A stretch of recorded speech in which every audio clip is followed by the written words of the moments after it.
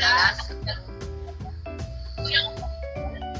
kami ay mapapagpapit maligayang ikaapat anibersaryo ng Body of Christ magkaisa, magpakatatag at magpatuloy para sa karangalan ng Panginoon. Happy 4th year anniversary, Body of Christ, at nakakatuwa po na umabot tayo ng 4th year at salamat din at enjoy po kayo, Sister Glo, dahil po ito po ay napaka-task force po na trabaho po para sa Panginoon. Salamat po. God bless. Magandang hapon po. Ako po si Gracia Nakayon. Member po ako ng Joshua Prayer Group na bumabati sa ika-4 na anibersaryo ng Body of Intercessors in the Philippines. Naway, lumalimayo sa dito sa I am Pastor James Ashishai. Greetings from Jehovah Jireh Ministry and Body of Christ Ministry, Bangladesh. I wish heartfelt greetings and congratulations on behalf of Jehovah Jireh Ministry and Body of Christ Ministry, Bangladesh to all the members of Body of Christ Ministry Intercessor on the occasions of its 4 years anniversary. I also give thanks to all the members of Body of Christ Ministry Intercessor for your prayer and great blessings for Bangladesh. Bangladesh is a poor and Muslim country.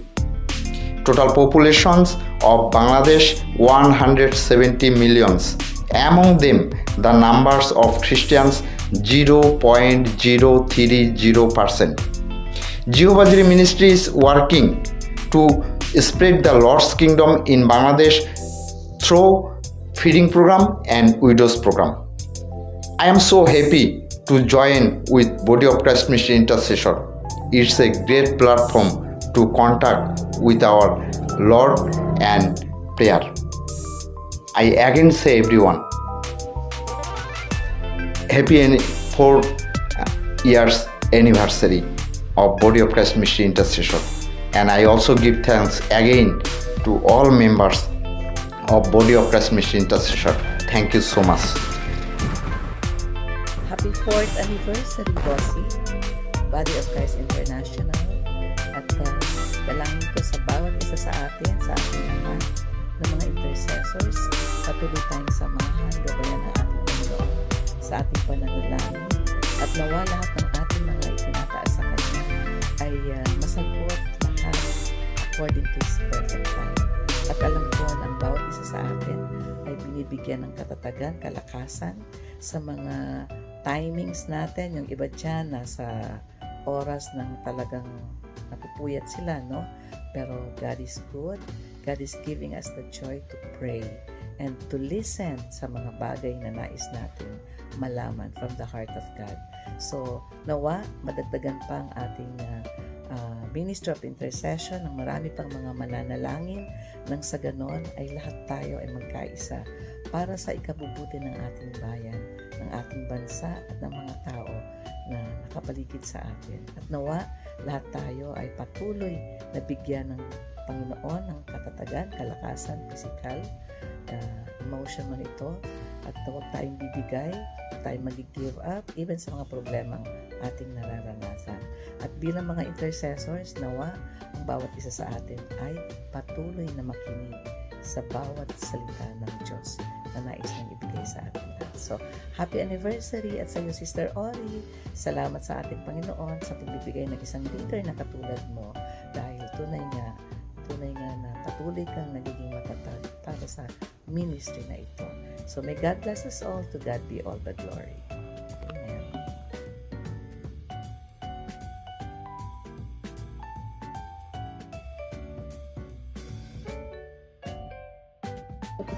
Magandang tanghali, magandang hapon sa ating lahat. Mga kapatid ko sa Body of Christ, itong aming grupo sa Deuteronomy, sa aking mga kapatiran na ito kami nagkakaisa na nananalangin sa araw-araw at ang Panginoong Yesus ang siyang nagbibigay ng katagumpayan ng bawat aming dinudulog sa kanyang tunang biyaya. Hallelujah! Ang lahat ng ito ay binigyan kami ng boldness sa pananalangin ng ating bansang minamahal. Kaya maraming salamat sa Body of Christ sa ika-4 na anibersaryo pagdiriwang sa Diyos ang lahat ng papuri at pasasalamat sa kanyang banal na pangalan, sa pangalan ng ating Panginoon Jesus na makapangyarihan sa lahat. Amen. Nawala na tuloy ako sa... Hello everyone. This is Sister Joluz from Joshua Prayer Group, headed by Sister Gloria Villanueva. And pinupuri ko po ang Panginoon sapagkat sa mga pagkakataong ito, tayo po ay nagdiriwang ng ika-4 na taon bilang mga tinawag ng Panginoon sa larangan ng pagiging tagapamagitan. Purihin po ang Panginoon sapagkat tunay na napakarami pong biyaya at pagpapala ang ating nasumpungan sa Kanya. Ang mga katugunan ng ating mga panalangin sa ating bansa, higit sa lahat sa ating Pangulo. Ayan po, alam kong naranasan po ninyo ang mga revelasyon ng Banal na Espiritu Santo, ang Kanyang pangunguna at ang mga kapahayagan. Tunay na tayo nagagalak sapagkat sa 4 na taon ng ating paglalakbay bilang mga tagapamagitan niya ay narito pa rin po tayo sa kanyang biyaya. Nais ko po iiwan sa inyo ang isang talata na nagpapaalala po sa atin. Ano po? Ito po ay matatagpuan sa 1 Corinthians 15:58. Alam ko pong maraming nakakaalam nito. Okay? Ang sabi po, kaya nga mga minamahal kong kapatid, magpakatatag kayo at huwag matinag. Maging masipag kayo palagi sa paglilingkod sa Panginoon. Dahil alam ninyong hindi masasayang ang inyong mga pagpapagal para sa Kanya.